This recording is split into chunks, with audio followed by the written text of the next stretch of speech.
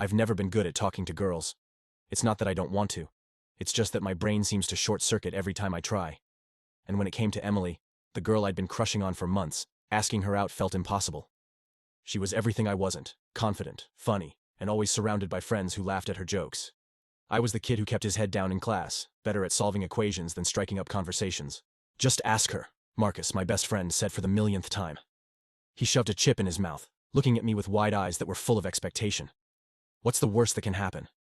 I stared at my lunch tray, picking at the crust of my sandwich. The worst? I could already picture it. Her laughing, eyes flicking over my shoulder as if to say, "Seriously?" The thought made my chest tighten. But that day, something inside me shifted. Maybe it was the way Emily had smiled at me in the hallway, or the way her laughter echoed in my ears when I heard her talking to her friends. Whatever it was, it pushed me out of my seat and toward the courtyard where she sat, sipping on a soda. I walked up, my heart hammering so loud I couldn't hear anything else. She looked up, eyes warm and curious. "Hey, James," she said. "Hey," I managed, my voice barely above a whisper. For a second, neither of us said anything. The world around us seemed to hold its breath.